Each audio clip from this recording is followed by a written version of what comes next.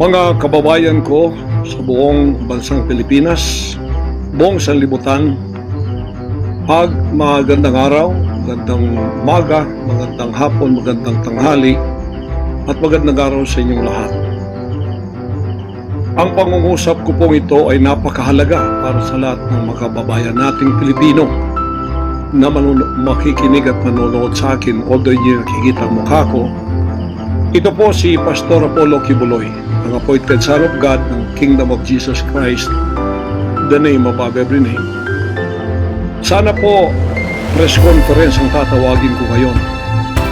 Pero dahil nanganganib ang buhay ko, ay hindi po muna ninyo makikita ang aking pagmumukha. Ang akin lang po munang boses ang inyong maririnig. Mahalaga po ito na sasabihin ko sa inyo. Mga kababayan, mula po noong 2018, ako ay linigalig na at ang aking kongregasyon na walang dahilan ginawan kami ng kaso doon sa bansang Amerika. Sumunod kami sa batas. Kung kami may sinabi ng violations na hindi pa napatotohanan, yan po ay nasa kanilang federal court na. Kumuha kami ng 20 lawyer upang pag-usapan ang lahat ng kanilang akusasyon, which is about 43 counts. Lahat po yan ay mayroong 20 lawyers na nakatutok at meron na po kaming depensa. Naghihintay po ang aking mga lawyer sa Amerika at sa Pilipinas na simulan ang trial. Mulang 2018 pinospon, ginawang 2020 pinospon, ginawang 2022 pinospon, 2021 ganun din, 2023 sana ipopospon, pinospon pa rin. Ngayon hindi na po papayag ang judge. November 5, 2024 talaga pong itutuloy na. Ngayon ako naman nandito sapagkat indicted din ako. Sealed indictment pa nga ng 3 taon, hindi ko alam ako indicted ako. So anytime pupunta ako doon, pupusasan na ako, hindi ko alam. Pero salamat naman sa Panginoon Diyos sapagkat hindi na ako bumalik doon at hindi nangyari yun. So dahil kasama ako sa kaso ng aking mga workers na mga 8 kami lahat, ako yung number 1 na principal. Okay lang, sapagkat ako naman ang leader ng kingdom at ako ang target nila. Sa anong paraan ginawa kami ng kaso hindi namin alam, at mga kumuha sila ng witness, handa na po kaming lahat ng aming depensa, lahat ng aming documents, ng aking mga lawyers, US-based lawyers, handang-handa na po kami. Pinopospon nila palagi, pero ngayon hindi na. Ngayon, ako dito sa Pilipinas, dahil nandito na ako nung dumating yung mga kasong yan, hindi ako lumaya sa Amerika, kundi dumating ako dito wala pang kaso. Kinasuhan ako ng naka-sealed indictment, hindi na ako nakabalik doon pero nandito na ako sa Pilipinas. So hindi po ako tumakas. Ngayon dahil nandito ako, I will use my constitutional rights for extradition na siyang treaty ng ating bansa. Yan po ang iniintay ng mga lawyers ko dito sa Pilipinas at sa Amerika. Iniintay namin ang request ng US Embassy sa Department of Foreign Affairs. Hindi po dumating sapagkat kung yan pag-uusapan i-endorse doon sa Department of Justice, wala rin doon. Hinintay namin para pag-usapan ang extradition treaty kung paano gagawin. Handa din po ako sa kasong yan kung ako'y ma-extradite pagkatapos mapag-usapan at nakadaan na kami ng Court of Appeals, Court of First Instance at Supreme Court. Kung ilang taon yun, dapat mag-face din sila. Hindi dumating yun, hinihintay ko ngayon. Wala pong request na gano'n. Ngayon, eto po ang mahalagang ibabalita ko sa inyo. Mula noong 2018 hanggang ngayon, hindi na po kami mapakali sa ating sariling bansa. Nawala po ang aming kalayaan sapagkat kami dito ay sinosurveillance. Sinosurveillance ako dito sa Pilipinas ng CIA at ng FBI. Sarili kong bansa, ako po ay nagtatago sapagkat liligwakin ako ng ganun-ganun na lang. Walang extradition, process na gagawin. Dumating po sa aming kaalaman sa mga sandaling ito from reliable sources. Correct me if I am wrong, but these are reliable sources na dumating sa akin na ayaw na raw po nila ng extradition treaty. Ang kanila daw pong gagawin ng CIA, ng FBI, ng US Embassy at State Department, kasabwat ng ating gobyerno, ng Pangulong Marcos at ng First Lady at kung sino pa man ang nasa gobyerno, ako ay rendition ng kanilang gagawin. Ang rendition, ang ibig sabihin po, anumang oras pwede lang pasukin ang aking compound at ako ay kidnapin. It's not only rendition but also elimination. If it is possible, pwede nila akong i-assassinate. So, nandun po sa dalawang yun, kidnapping or assassination. Killing talaga, murder. Yun po ang dumating na balita sa akin ngayon from reliable sources. Kaya, noong 2018, alam na po namin na may gagawin sila. Hindi lang namin alam kung paano sapagkat ang hinihintay namin ay extradition sapagkat yun ang treaty natin. Ngayon, ito pong gagawin nila dahil hindi na sila dadaan doon ay illegal kidnapping or elimination or assassination. Di po ba sa ating sariling bansa ang aking constitutional rights nawala na? Sapagkat ako po ay binigay na sa kamay ng mga banyagang ito ng ating sariling gobyerno ni Pangulong Marcos at ni First Lady Araneta Marcos. Huwag kayong magkaila kung totoo itong sinasabi ko. Angkinin nyo, kung hindi, i-correct ninyo ako. Sapagkat ang buhay ko ngayon ay nanganganib. Kahit mukha ko, hindi ko pwedeng ipakita sa inyo. Sapagkat ako ay binigay na ninyo sa kamay ng mga Amerikano at gagawin nilang gusto nilang gawin sa akin sa aking sariling bansa. Ang aking 11 compounds, araw-gabi, sinosurveillan ng drone. Hindi po kami makatulog, hindi kami mapakali. Baka yung ginawa nila sa amin noong 2020 doon sa Amerika na bigla kaming pinasok, pinaggigibang pintuan, pinaggigibang lahat ng aming pamamahay sa loob, linigwak lahat, ay gagawin nila dito sa aming bansang Pilipinas sa aking mga compound. Saan man po ako naroroon, nandoon sila nakasurveillance sa akin at naghihintay na lang ng tamang pagkakataon upang ako ay kidnapin o kaya patayin o kaya i-assassinate na ganun-ganun na lang para mawala ako dito sa mundong ito. Na kanilang bakit ako naging hadlang, hindi ko alam. Hindi lang po yun mga kababayan, kundi ang aking leaders lahat kasama na sa elimination. Ito po ang aking Board of Administrators, senior leaders, lahat po sila ay pwede na rin nilang patayin lahat. At pagkatapos hindi namin alam kung anong plano nila sa buong properties namin sa Kingdom Nation.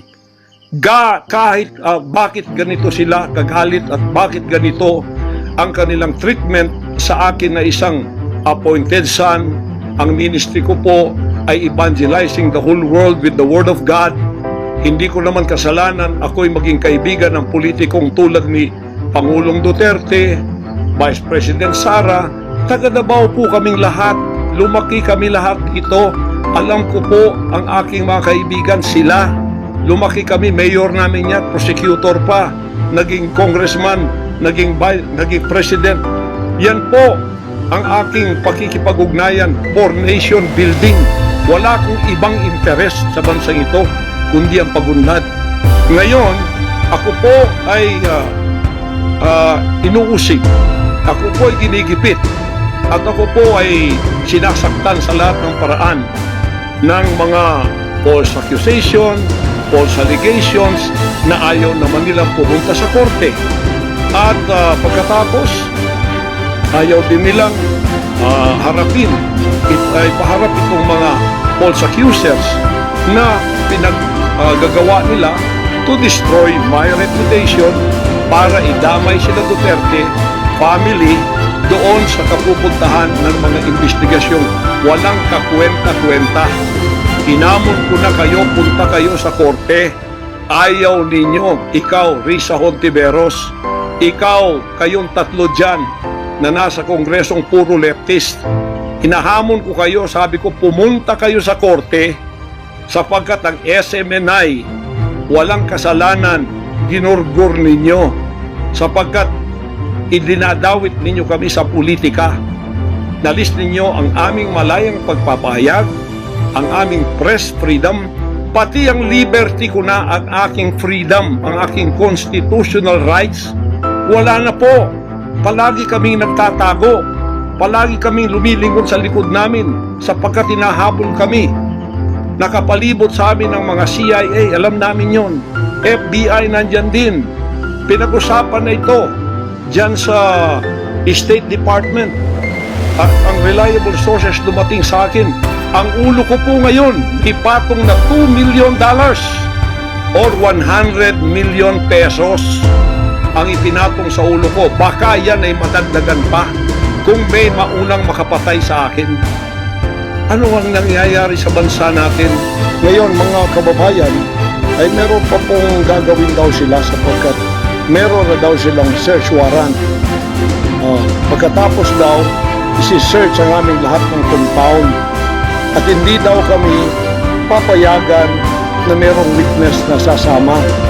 At ang balita namin, kung ito'y totoo, sa reliable source, nagsasabi na paplantingan daw kami ng bomba, guns, and drugs sa aming mga compound. Yan po ay aming babantayan. Sinabi ko na po muna sa inyo dito sa live na to para kung mangyari man ang mangyayari, sapagkat wala po kaming ganon, ay sila pong may kagagawan nun. Ganito ka-evil ang kanila pong mga pag-iisip sa ngayon, masyadong desperado. Aywan ko kung bakit. Kung kayo nasa katotohanan, nasa kapangyarihan, bakit kayo natatakot?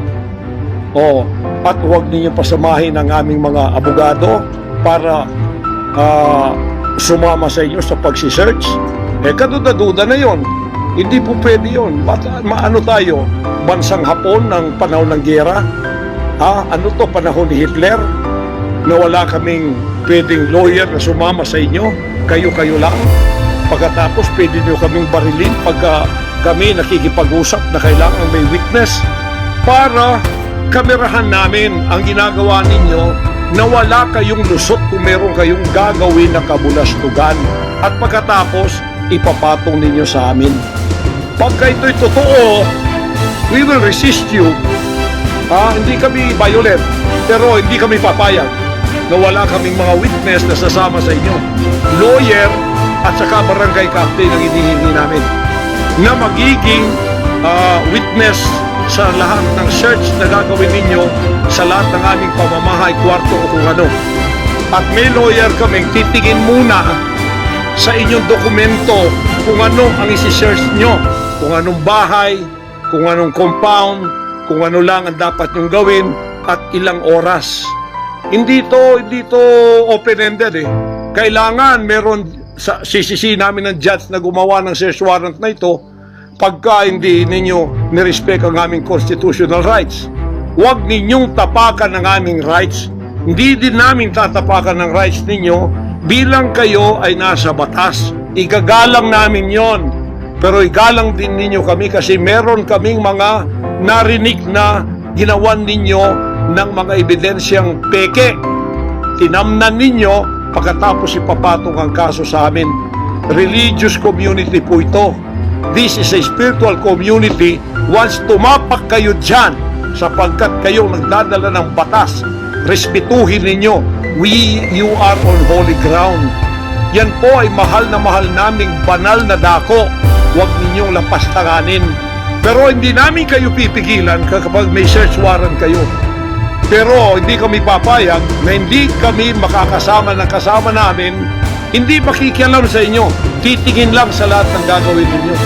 Kasi hindi na kami kumpiyansa sa gobyernong ito. Gagawa sila ng paraan para kami ay bigyan ng kasalanan. Yan po, babantayan natin yan. Pag hindi sila pumayag, then siguradong magpa-planting sila ng evidence. Pag pumayag sila, then fair ang laban. Hindi namin sila pakikialaman, titigin lang ang aming mga witness na mga lawyer at saka barangay captain. At kung sino man ang mga witness na nandoon mula sa aming side, kasi nandoon sila. Hindi na pwede gawin wantonly ang kanilang gagawin doon sa aming mga compound na wala kaming witness, because they can do anything to implicate us, to plant false evidences and charges against us. Ganon ang aming mga paningin dito. Kaya wag ninyo kaming pigilan para pantay ang laban natin, kasi nakikita namin na ang pamamahalang ito ay hindi na po matuwid. Biro ninyo, ginikipit kaming ganito, wala naman kaming ginagawa sa bansang ito. Sinabi ko na muli, hindi kami nagdidil ng drugs, hindi kami violenting tao, hindi kami terorista, mangangaral kami ng mga salita ng Diyos. In fact, dito sa aming compound sa Tamayon, kami ang nakapagbigay ng peace sa mga kababayan nating sinisila ng CPP at PNP at tinatakot at pinapatay. Ngayon, wala na sila, may peace na kami. Ito namang gobyerno natin, ito ang ginagawa nila sa amin. Biro ninyo mga compound na religious ng Kingdom of Jesus Christ, ginaganito nila. Pero yung pagnanakaw nila sa gobyerno, wala silang sabi. Bibig. Hindi sinisearch ang mga bahay na pinagbibili nila. Nagamit ang pera ng gobyerno. Anong klase kayo? Sige, gawin ninyo ang gusto ninyong gawin sa amin. Pero kami tatayo sa aming constitutional rights. Whatever happens. Tatayo ako sa kalayaan ko sa bansang ito na pinakamatyan ng aking mga national heroes. Yan mga kababayan, bantayan po natin. Hindi po ako magpaparesto sapagkat ako po ay siguradong papatayin. Kasi rendition na ang kanila, hindi na po extradition. Kaya wala na akong kalayaan at wala na po akong depensa sa sarili ko, kundi ang Panginoong Diyos lamang. Kung paano itinago ng Diyos si Elijah sa evil woman na si Jezebel, nang nagpakain sa kanya ay mga ibon na lang. Ganon din ang gagawin ng Diyos sa akin. Hindi ako ibibigay sa kamay ng masasama pag ganito ang pamamahala. It's an evil, unrighteous administration. I am telling you that. Saya, bantayan natin to mga kababayan ko. 73 years na po ako. Magse-74 years na ako dito. Lahat ng administrasyon na daanan ko na. Lahat ng mga naging pangulo. Mula kay Diosdado Macapagal. Mula po sa malit pa ko kay Magsaysay, kay Carlos P. Garcia, kay Diosdado Macapagal, kay Marcos Sr., kay Cory Aquino, pagkatapos kay Ramos, pagkatapos kay Gloria Macapagal, pagkatapos kay Erap, pagkatapos kay Ramos, pagkatapos si Aquino, Noynoy, pagkatapos ang ating Pangulong Duterte. Wala po kaming nadaanan ganito na ginikipit kami sa aming sariling bansa ng mga dayuhan. Nakasabwat ang ating pamahalaan na aking sinuportahan pa naman noong nakaraang eleksyon. Tandaan mo, President Bongbong Marcos, First Lady Lisa Marcos, pati ikaw, Martin Romualdez, hindi kayo dyan ngayon kung hindi kayo tinulungan ng SMNI at ng buong sangkatauhang Pilipino. Naniwala sila sa amin sapagkat ang SMNI lamang ang may credibility noong panahong yun hanggang ngayon. Ngayon, anong ginawa ninyo? Pinagkagawan ninyo kami ng kasalanan, inilagay ninyo kami sa kahihiyan, pagkatapos ibinilanggo pa ninyo ang dalawa naming mamamahayag, pagkatapos inaapi ninyo kami ng ganito-ganito lang. Ang aming pong tolerance, it has come to the rim. Our tolerance has been to the roofs already. Alam ninyo, hindi na po biro itong nangyayari sa bansang ito. Kung pababayaan po natin ang ganitong mangyayari na ang mga dayuhang tulad ng Amerikano, CIA, FBI, State Department, US Embassy, gigipitin tayo with the connivance of our own President and First Lady and other members of the Congress. Kung pababayaan natin ito, nangyayari sa isang Pilipinong tulad ko na gumagawa ng kabutihan, trying our very best para makatulong kami, humanitarian, Children's Joy Foundation, dinemonize kami, kinriminalize kami. Biro nyo, ginagawa niyo dangerous criminal organization ang Kingdom of Jesus Christ. Buong sanlibutan ang akin pong 38 years na munga ng mga 6 hanggang 7 milyong kaluluwa na niwala sa katuwiran at ng bagong buhay. Ngayon, ginaganito niyo ako ng dahil sa inyong politika na ang aking itinataas naman ay mga leader na tama tulad ni Duterte. Kasalanan ko ba yun na maniwala ako sa isang leader na matuwid at akin siyang itaas? Pagkatapos ganito kayo kadesperado para ako'y patayin at ang lahat ng aking mga senior leaders papatayin din, hanggang yung mga leaders na pwede pang pagkatiwalaan papatayin ninyo, and then you take over all of our properties and compound. Pagkatapos lilinlangin ninyo ang mga tao, pagkatapos magtatayo kayo ng sariling korporasyon, i-incorporate ninyo doon ang lahat ng properties na pinaghirapan, blood, sweat, and tears ng aking mga members all over the world. Tapos biglang-bigla ililipat niyo doon sa inyong bagong korporasyon, at pagkatapos itataas ninyo ang kamay ng isang tao tulad ni Bandari at sasabihin niyo, ito ang leader ninyo ngayon. Ano ang Kingdom of Jesus Christ? Political government? Hindi po ganon. Mangyari ng mangyayari. Hindi po papayagan ng Panginoon Diyos ang mga bagay na itong nangyayari sa ating bansa sa mga sandaling ito. Kung ako, mabuting tao, kung ako nangangaral ng katuwiran, kung ako tumutulong ng kusang loob at hindi nagpapautang loob kanino man, ginaganito ako, sino pa kaya kayo, mga kababayan ko? Bumukas na po ang mata natin, magkaisa na tayo at alisin ang evil administration na ito na siyang ginagamit ng masamang espiritu upang ang kadiliman ay bumalot sa buong bansang Pilipinas.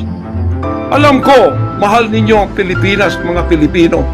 Naghihintay lang tayo ng tamang pagkakataon. Meron pa bang ibang pagkakataon? Tingnan niyo nangyayari sa Kongreso. Tingnan niyo yung korupsyon. Tingnan niyo yung droga. Mismong ating presidente, mismong kanyang pamilya, inakusahang druggists, inakusahang mga drug addicts. Wala tayong ginagawa. Mismong Pangulong Duterte na nagsabi niya.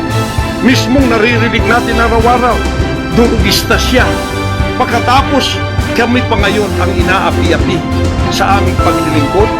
Pagkatapos sila ay mga kriminal na nakatayo, nakaupo dahil may kapangyarihan. Kami ngayon ang liligwakin nila. Hindi ba yan karumal-dumal sa harap ng ating Panginoon Diyos? Hindi ba yan ay isang pamamahalang hindi tama? Si Nebukadnezar, pinakain ng damot, ginawa siyang hayop. Ang kanyang anak si Belshazzar, nakakita ng handwriting on the wall. Pagkatapos, inalis ang kaharian sa kanya at ibinigay kung sino ang magiging matuwid na haharap sa Panginoon Diyos. Anong tingin ninyo sa akin bilang pastor? Dinemonize. Ang reputasyon ko pinagsisira. Ngayon, hindi na ako buhay. I am a living dead. Kung walang Panginoon Diyos sa akin, pinatay na ako sapagkat lahat ng gadgets nasa sa kanila. Lahat ng gadgets ng Amerikanong yan nasa sa kanila. CIA, FBI, at sino pa ang kanilang mga kalamay dito na pinagbibili na nila. Ako, hindi ako drug lord. Ni minsan hindi ako nakatikim ng droga. Mulang-mula pa, inialay na ako ng aking ama na maging isang ministro ng banal na kasulatan.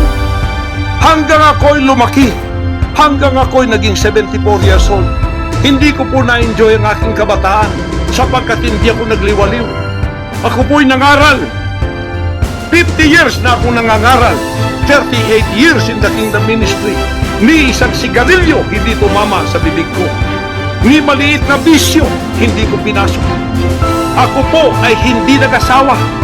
Ngayon, inaakusahan ako ng napakaraming babae. Ito po ang kasalanan ko. Pinayaman ako ng Panginoon Diyos, akala nila sa akin. Single ako, kaya pinag-aagawan ako. Pagkatapos na ako'y maghihindi, mapapahiya, ibabaliktad nila sa akin.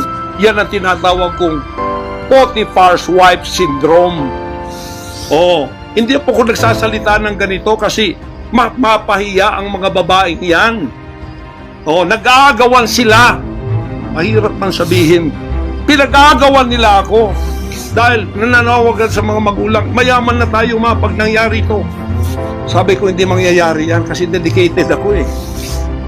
Napahiya, ngayon binayaran at ngayon binabaliktad ang lahat ng istorya. Mahirap pong sabihin ko ito kasi masisira ka ng pagkababae. Napilitan lamang ako sapagkat ang buhay ko po'y nanganganib.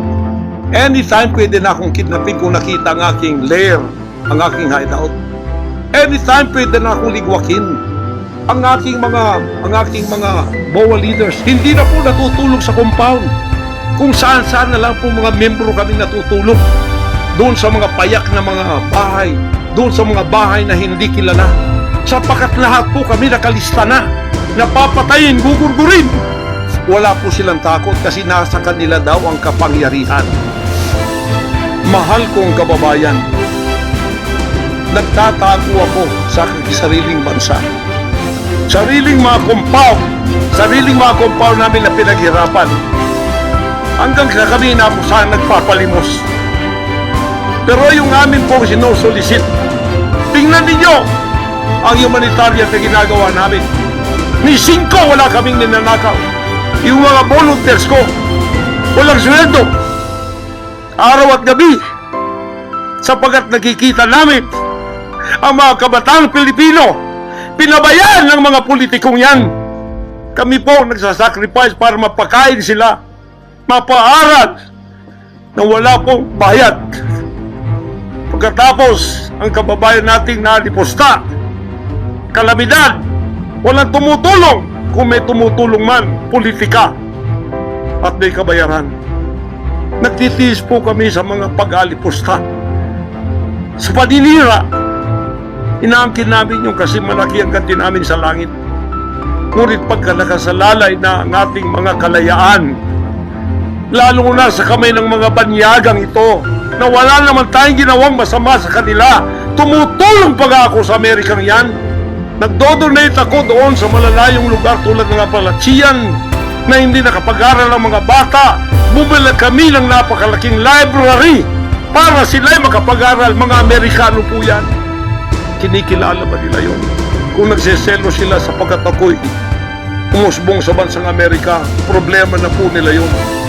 Kung ako binigyan ng ama ng isang sasakyang panghipapawid para hindi ako ma-delay sa aking worldwide na gawain, kasalanan ko ba yun? Kung ako binigyan ng pampalipad na helicopter dito para mapunta ko lahat ng aking satellite sa buong Mindanao, Pilipinas, kasalanan ko ba yun? Kasalanan ko ba na ako'y magkaroon paralan para makapag-aral ang mga bata na walang bayad? Kasalanan ko bang mayroong SMNI para hindi mabayaran? At pagkatapos itong salot na CPP-NPA na marami pinatay ng mga members ko, ministro, at iba pang mga inosenteng Pilipino for 54 years ay magsasalita ng katotohanan na hindi natatakot. Ngayon kami ang tinatakot ninyo, nililigwak ninyo. Anong klase kayo? Kung hindi kayo tatayo ngayon, mga kababayan ko, sapagkat ako'y living dead na, wala nang kwenta itong buhay ko, iaalay ko ito sa bansang Pilipinas. Ako ang mamumuno upang tayo ay magkaroon ng kalayaang muli.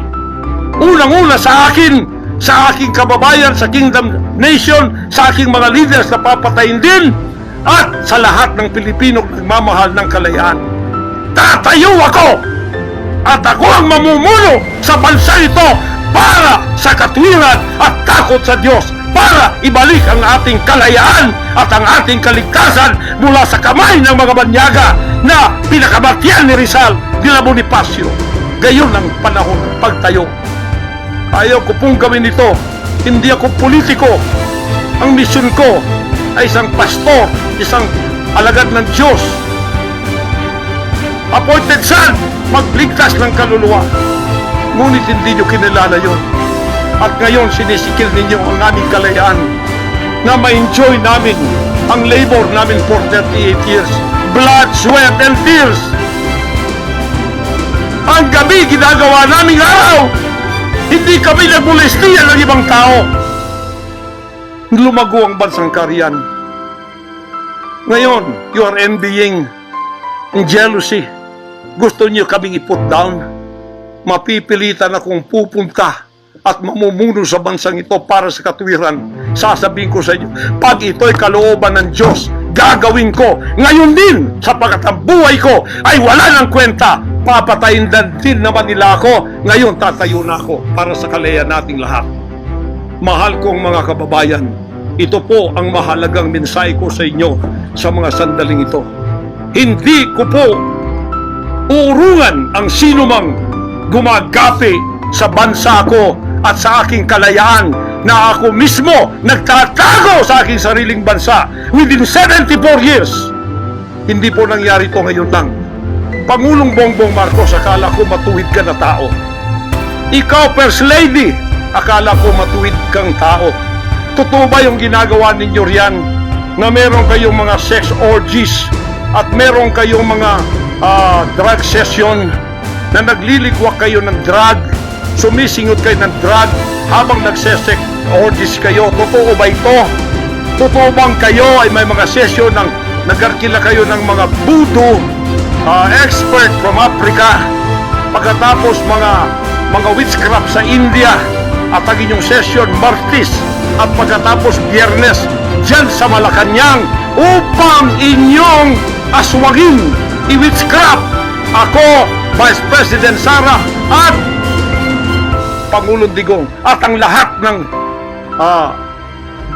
tutol sa inyong paglilingkod.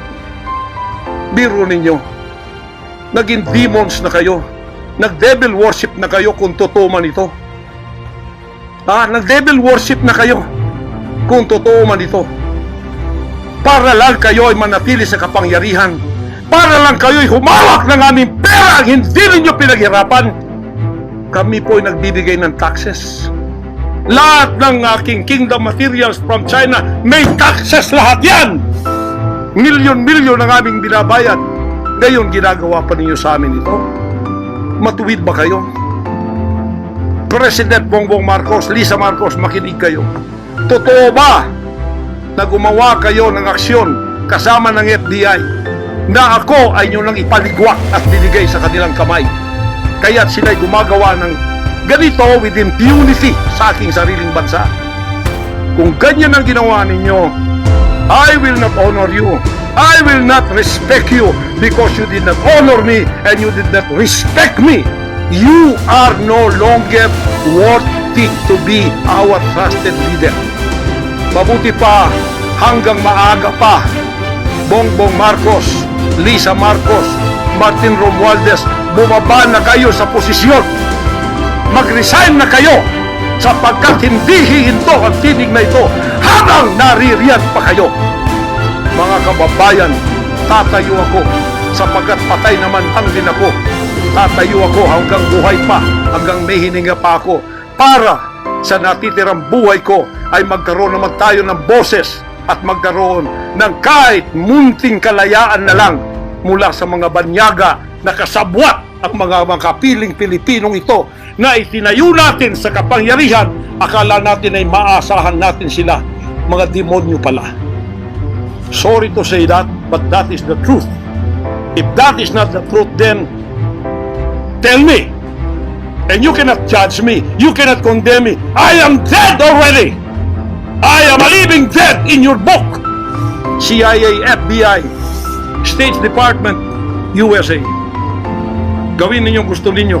Ngayon na nakapagsalita na ako, lalantad na ako. Hindi na ako natatakot. Ako ay handa sa glorification.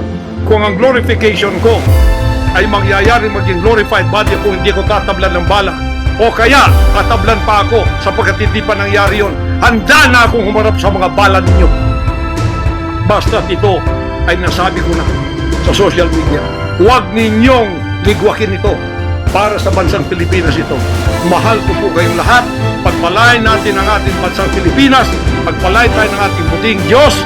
Pagpalain at ibigay natin ang lahat ng kapangyarihan sa Kanya. At tandaan ninyo ito, hindi mananaig ang kadiliman sa bansang ito habang may boses na ganito.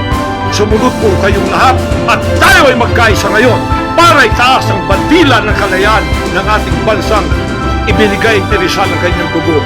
Ibinigay ng ating mga heroes ang kanyang dugo. Ngayon, itong mga slaves na to ay hawak ang liig nila ng mga banyaga at tayo'y ipinagbili na sa kanila. Hindi ako papayag hanggang ako'y may buhay at dilinga. Total, patay naman din ako sa inyong libro. Okay na ako sa buhay ko. Masaya na ako. Meron na akong accomplishment. Handang-handa naman ako pumunta ng langit noon pa. 50 years ago, I was ready to go to heaven because I have been there thousands of times and I saw my mansion there. Nandito lang ako para sa aking bansang Pilipinas, para sa kaligtasan ng mga kaluluwa sa buong sanlibutan. Yun lang ang dahilan kung bakit ako narito. Pero natatakot mamatay? Hindi po. Sapagkat ako'y nasa Kanya at siya'y nasa akin. Ano man ang mangyayari sa akin tulad ng aking amang si Jesus Christ, ipinako sa krus, ay handa po ako mag-alin na aking buhay sa isang worthy cause na sinasabi ko dito. Magandang gabi po, magandang araw sa inyong lahat. Hanggang dito lang, pagpalain tayo ng ating dakilang Ama. Sa Kanya lahat ang kapurihan at ang kapasalamatan at ang kaharian magpakailanman ay mananaig dito sa ating bansa at sa buong sanlibutan. To God, our Jesus Christ, be the glory forever. Amen.